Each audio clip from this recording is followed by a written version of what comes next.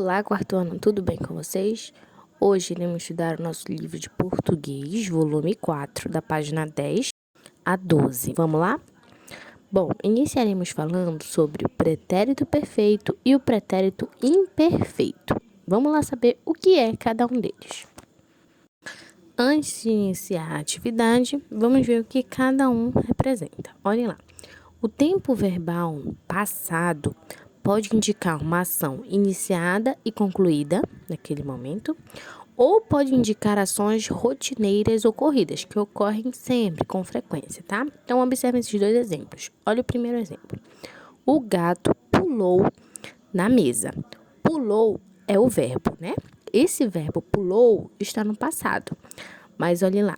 Nesta frase será pretérito perfeito, porque é uma ação que é iniciada e concluída no passado. Ela se iniciou e se concluiu ali naquele momento e já passou, tá bem? Outra frase.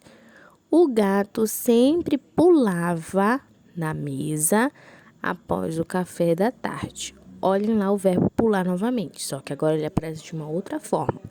Ele aparece na forma do pulava. Nesta forma será pretérito imperfeito, porque é uma ação habitual no passado. É uma ação que já aconteceu, mas ela acontece com frequência, todos os dias. No primeiro caso, foi só naquele momento e já passou. Neste caso, o gato ele pula todos os dias na mesa do café. Então, assim a gente consegue diferenciar quando vamos usar o pretérito perfeito e quando iremos utilizar o pretérito imperfeito. Agora vamos lá para a questão, tá? Olhem aqui. O tempo passado também é chamado de pretérito.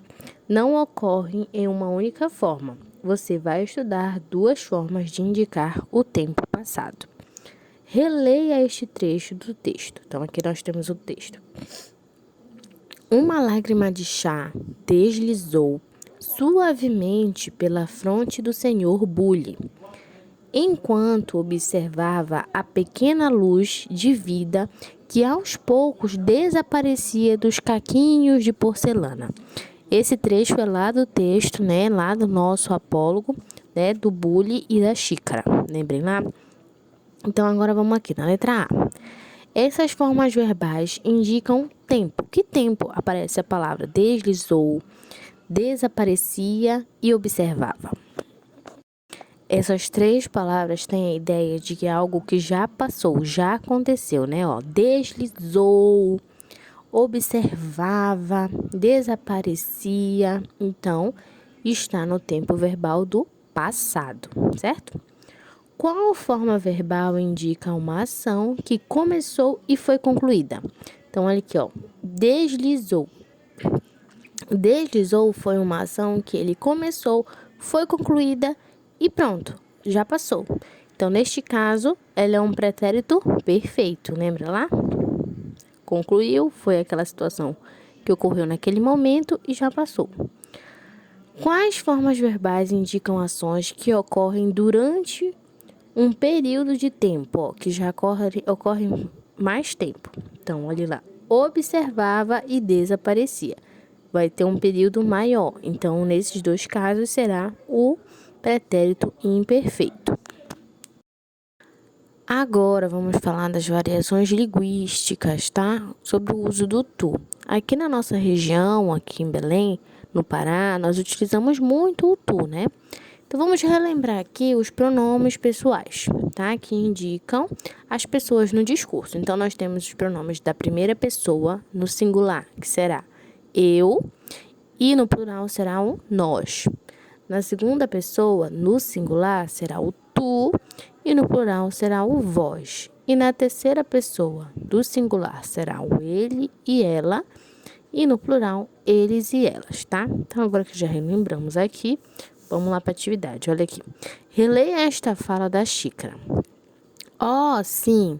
Então sou diferente dos copos de vidros grosseiro que as crianças usam para beber? Escuta, filósofo, serei franca contigo. Tu tens inveja. Olha lá, apareceu logo após o tu, o tens, né? Houve uma mudança. Então, aqui, ó. Anote no quadro as formas verbais desse trecho de acordo com o pronome pessoal correspondente. No texto, aqui no trecho, nós temos as formas verbais o sou, o usam, o serei e o tens, certo? Então, aqui, para organizar na tabela, vamos lá. O sou, eu posso classificar ele como? O sou, ele está no presente, né? Então, eu digo eu sou, certo? O usam também está no presente, no agora, tá? Só que lá, usam, ele dá um sentido já de plural, né? Então, será no eles e elas. Eles e elas usam, posso dizer. Vamos agora para o serei. Serei já dá um sentido de que ainda vai acontecer. Então, tá no futuro. Então, eu serei. E por último, temos o tens. O tens também está no sentido do presente, tá? É aquele momento ali, ao agora. Aqui dá até para ter a dica aqui, porque antes do tens vem o tu. Então, eu já sei que o tu será que está acompanhando o tens. Então, tu tens, tá? Então, agora que já organizamos aqui na tabelinha, né? Todos eles. Vamos para a letra B. Complete as frases escolhendo uma das ações entre parênteses. Então, aqui nós temos as frases e entre parênteses vocês irão escolher a palavra que vai se adequar a esta frase. Então, nós temos aqui, é uma frase da primeira pessoa, né? Então, vou utilizar eu ou nós.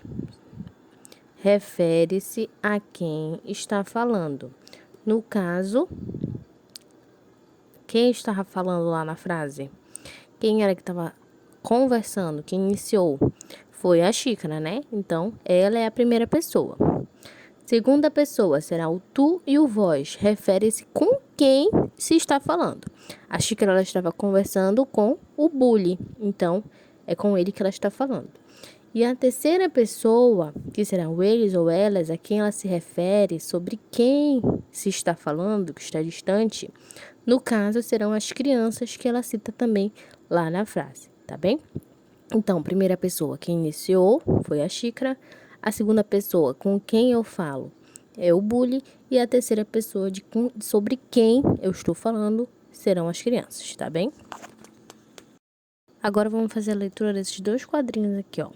No Brasil, em geral, costuma-se usar você e vocês para a segunda pessoa, no lugar do tu e do vós, tá?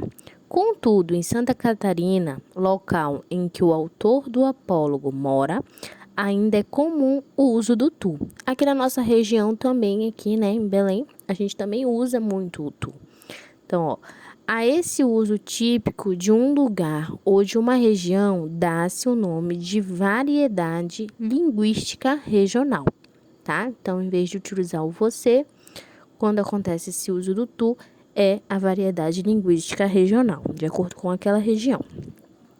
O pronome você, embora se refira à pessoa com quem se fala, exige que o verbo seja conjugado na terceira pessoa. Veja os exemplos, bora lá. Então, olhe lá, ó. Você conhece essa história? Aqui estamos no singular, né? Temos o verbo lá conhecer. Então, ficou conhece. No plural, vocês conhecem essa história. Então, aconteceu uma mudança, né? O verbo teve que concordar lá com o pronome e assim ele se adequou, tá? Então, o verbo agora ficou conhecem. Então, assim, vamos para a terceira questão aqui, ó. Relacione as colunas considerando a concordância entre o pronome pessoal e a forma verbal. Então, aqui vocês irão enumerar as frases de acordo com os pronomes, tá? Então, só seguir de acordo com os pronomes e assim enumerando as frases, tá bem? Então, quarto ano, nossa aula é essa. Um grande beijo e até o próximo vídeo.